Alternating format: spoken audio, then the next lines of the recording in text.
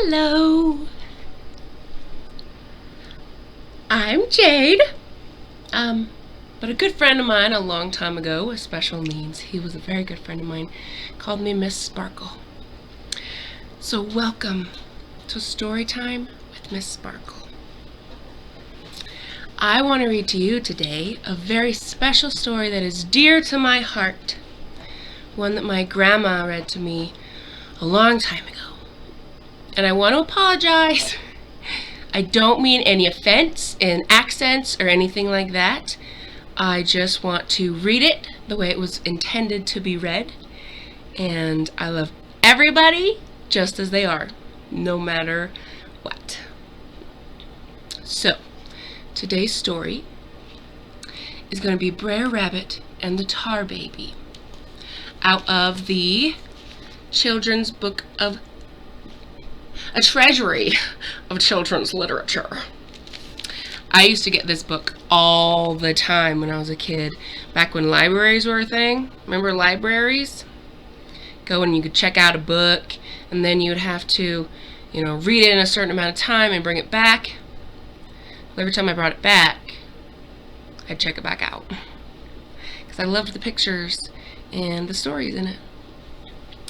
So I'm going to start with Brer Rabbit and the Tar Baby. Real early one morning, when old Mr. Sun was still getting himself some shut-eye, Brer Fox went to work and got himself some tar, and he mixed it with some turpentine. And he fixed himself up a contraption what he called a tar baby. Then he took this here tar baby and he set her down smack in the middle of the road. And then he goes and hides himself off in the bushes. Now, I don't have to tell you that this is the very same road that Brer Rabbit went walking along every morning. And for long, here comes Brer Rabbit, pacing down the road, lippity-clippity, clippity-lippity, just as sassy as a jaybird. Brer Fox, he lay low. Brer Rabbit, he prances along till he spies the Tar Baby. Then he sits up on his hind legs like he was astonished. The Tar Baby, she just sits there. And Brer Fox, well, he lay low. Good morning, says Brer Rabbit. Nice weather we having this morning, he said. The Tar Baby don't say nothing. And Brer Fox, he lay low. Is you sick or something? How you symptoms be shaping up now, says Brer Rabbit. The Tar Baby don't say nothing. And Brer Fox, he wink his eyes slow. And he lay low. Is you deaf? Says Brer Rabbit. 'Cause if you is, I can holler louder, says he. And then he starts hollering, fitting to raise the dead. Good morning! Fine weather we having this morning, ain't it? Says he. The Tar Baby don't say nothing. And Brer Fox, he lay low. You is stuck up, that's what you is, says Brer Rabbit. And I'm gonna cure you, that's what I'm gonna do, says he. But the Tar Baby just stayed still, and Brer Fox, he sort of chuckled in his stomach. Yes, sir, I'm gonna learn you how to talk to respectable folk if it's the last thing I do, says Brer Rabbit. If you don't take off that hat and tell me good morning, I'm gonna bust you wide open, says he. The Tar Baby don't say nothing, and Brer Fox, he lay low. Brer Rabbit, he keep on asking the Tar Baby to say howdy, and the Tar Baby, she just keep on saying nothing. Then presently, Brer Rabbit draws back with his fist and bloop! He knocks her in the side of the head. Right there's where he broke the molasses jug, 'cause his fist, it gets stuck, and he can't pull loose. The tar held him there.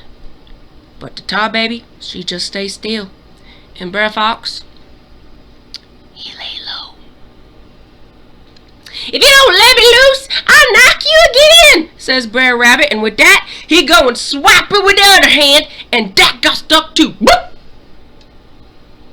Now he's stuck like this, and the tar baby, he has no hands. The tar baby, she don't say nothing, and Brer Fox, he lay low. "Turn me loose, for I kick the natural stuffing out of you," says Brer Rabbit, and he's hollering now for sure. But the tar baby don't say nothing. She just held on, and then Brer Rabbit kicked with one foot and then the other, and he lose the use of his feet in the same way. And Brer Fox, he lay low. Then Brer Rabbit, he squalled out that if Tar Baby don't turn him loose, he's a-gonna butt her crack side. And then he butted him when his head got stuck too. Now he's all stuck, his hands, his feet, his head in the Tar Baby. That's when Brer Fox comes sauntering forth, looking just as innocent as one of his mama's mockingbirds. "Howdy, Brer Rabbit," says Brer Fox. "You looking sorta stuck this morning," says he. And then he rolled on the ground and laughed till he can't laugh no more. "I reckon you'll take dinner with me, Brer Rabbit," says he. "I reckon you'll have to, 'cause I ain't gonna take no excuses." Brer Rabbit, he don't say nothing. "I reckon I got you this time," says Brer Fox. "Ain't I?" "Maybe I ain't, pardon me. Maybe I ain't, but I reckon I do," says he. "You been running around here sassing me for a mighty long time, but I reckon you done come to the end of the road. You been cutting up your capers and bouncing around this neighborhood till you come to believe yourself the boss of the whole gang. And you was always somewhere where you ain't got no business," says Brer Fox, says he. "Who asked you to come up and strike up an acquaintance with this here Tar Baby? And who stuck you up where you is now? Nobody in the round world. You just up and jammed yourself in that Tar Baby without waiting for any invite," says Brer Fox. "And there you is, and there you'll stay, 'cause I reckon, and you know what? I mean, who I is having for dinner tonight? Soon as I fixes up a bush pile and fires her up, I'm gonna barbecue this very day for sure," says Brer Fox, says he. Then Brer Rabbit, he talk mighty humble. "I don't care what you do with me, Brer Fox," he says, "just so you don't fling me in that there briar patch. Roast me, Brer Fox," he says. "Just please don't fling me in that there briar patch," says he. "It's so much trouble for to kindle a fire," says Brer Fox, "that I reckon I'll have to hang you instead." "Hang me just as high as you please, Brer Fox," says Brer Rabbit, "but don't fling me in that there briar patch," says he. "I ain't got no rope," says Brer Fox, "so now I reckon I'll have to drown you." "Drown me just as deep as you please, Brer Fox," says Brer Rabbit, "but don't fling me in that there briar patch," says he. "There ain't hardly no water in the creek," says Brer Fox, "so now I reckon I'll have to skin you instead." "Skin me, Brer Fox," says Brer Rabbit. "Snatch out my eyeballs, tear off my ears by the roots, and cut off my legs," says he. "But do please, Brer Fox, don't fling me in that there briar patch," says he. Of course, Brer Fox, he wants to hurt Brer Rabbit just as bad as he can. So he catch him by the back leg and sling him right in the middle of the briar patch. Woo! There was a considerable commotion when Brer Rabbit struck the bushes. and Brer Fox sort of hung around to see what was going to happen. By and by, he heard somebody call him. Then, way up the hill, he sees Brer Rabbit sitting cross-legged on a chinkapin log, comping to pitch at his hair with a chip. Then Brer Fox know that he done been tricked. He been tricked mighty bad. And Brer Rabbit, he grinned 'cause he was pleased to fling back some of his sass. So he hollers out, "Born and bred in the briar patch, Brer Fox, born and bred in the briar patch." And with that, he skipped out just as lively as a cricket in the embers. The end.